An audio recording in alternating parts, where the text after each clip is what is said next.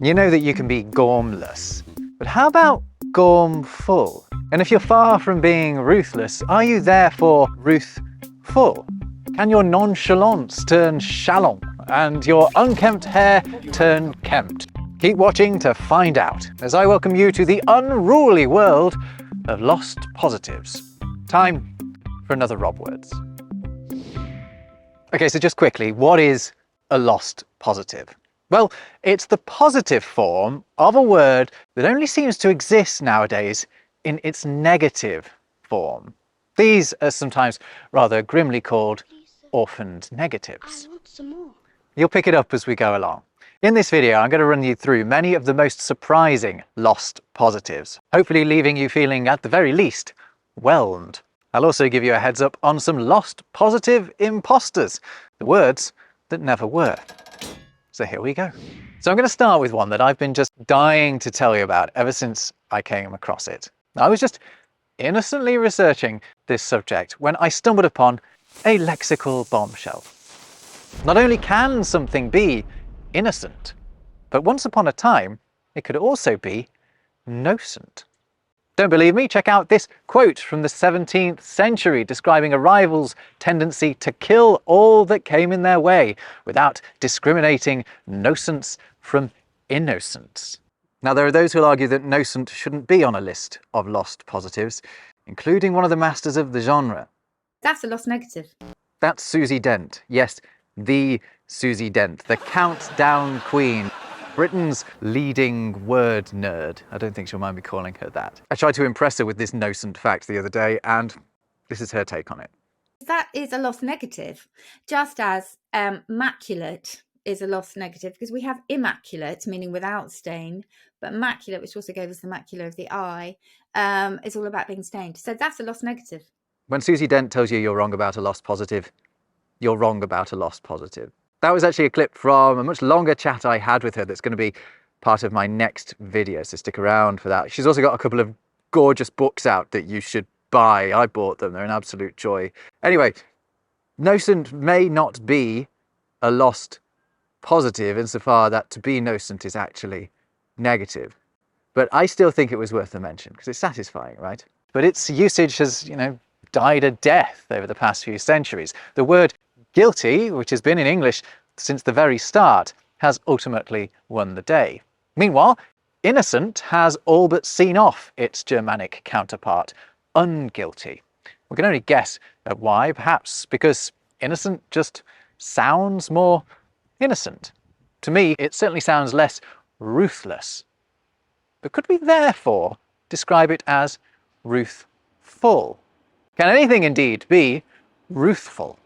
Well, you bet it can. Ruth is a lovely old word meaning compassion or empathy. If someone is full of ruth, they have a sensitivity for the misery of others.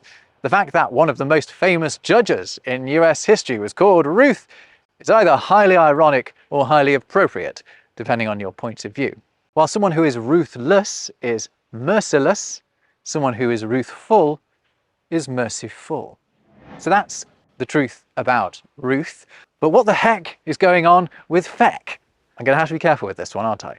Today we have the word feckless. Someone who is feckless is sort of, useless. They lack energy, they lack wit, they lack feck. As amusing as that will sound to those of us who are more used to another use of that word, particularly our friends across the Irish Sea. He loves his cup of tea. Feck off! Feck has a long history in English as a noun, meaning effectiveness. Indeed, feck is a variant of the word effect. By extension, you could totally reasonably say that someone who is feckless is lacking in effectiveness, in efficiency, in capability. But if the opposite were true, you could absolutely describe that person or their actions as feckful, i.e. effective. Here it is in use in 1568 in a sentence that isn't at all hilarious. I could not come without some great and feckful purpose. The feckless may well be joined in their den of ineptitude by the gormless. The Oxford English Dictionary describes the gormless who walk among us as wanting sense or discernment.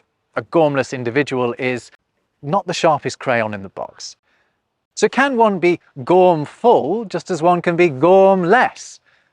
Well, no. I mean, I can't find any examples of the word gormful actually being used. But while gormful isn't a word beyond certain ironic modern usage, you absolutely can be full of gorm. Gorm is a glorious old Viking word. We get it from Old Norse. In Middle English, one could take gorm or nimmen gorm, use of a sadly obsolete Old English verb also meaning take, like German nehmen. To take or nimmen gorm was to pay heed to something or to take notice of it. Gorm, however it was spelt, was attentiveness. More genuine lost positives still to come, but I just wanted to flag up some words that seem like they should qualify, but actually don't. First up is whelmed. So you can be overwhelmed and you can be underwhelmed. But the word whelmed doesn't exist as a counterpoint to either of these.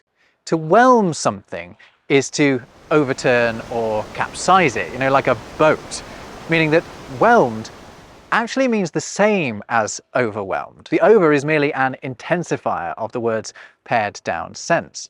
And the word underwhelmed is actually a very, very recent invention, coined to provide an antidote to the modern, less literal meaning of overwhelmed, i.e. overcome or overpowered. Another word that deserves a mention despite being ineligible for lost positive status is inflammable. Knock the in off inflammable and you get a word with exactly the same meaning. Both inflammable and flammable mean can be set on fire.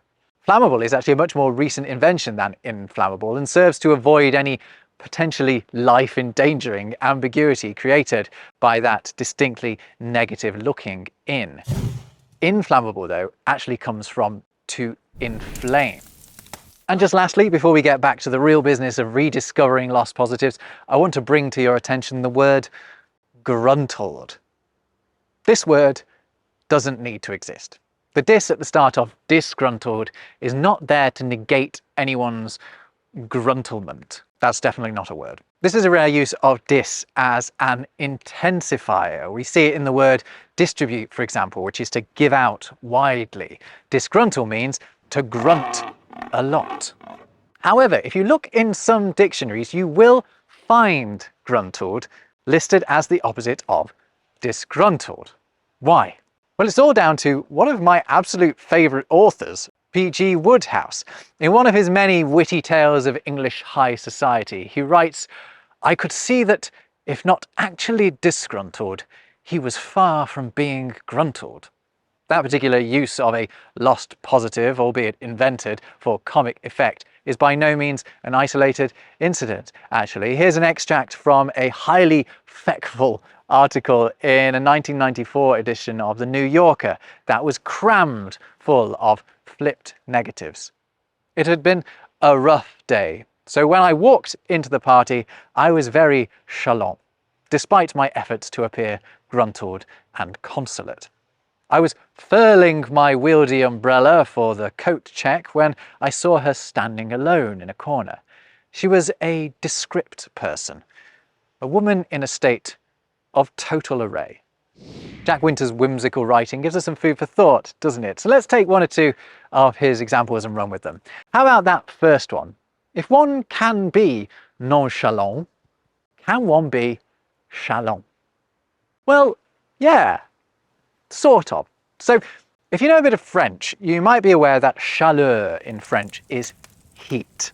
A good way of thinking of nonchalant is to think of someone lacking heat, lacking energy, lacking vigour. So delete the non and you get someone who is riled up, who is fit to bursting with vim. Or at least you would, if chalant ever existed in English. Indeed, I can't find any evidence of it existing in French either. However, I did find in the Oxford English Dictionary the word CHALANT, which gained some usage in the 17th century, and it meant warm or hot. Now that isn't the word from which nonchalant derived, but it shares its ultimate Latin root, the classical Latin calens, which means being hot. I'm very good at winking. Now, at this point in the video, I'll usually take a moment to seamlessly slip in a mention of the video's sponsor, but not today. So you can take your finger off the skip forward button. But please just allow me to mention that if you appreciate what I do on this channel and also in my totally free newsletter, link below, then please just consider signing up to my Patreon, patreon.com/robwords. It'll mean that I can continue taking time off my real adult job to make these things. Now, the danger with nonchalance is that if you take it too far, you can become laid back to the point of scruffiness.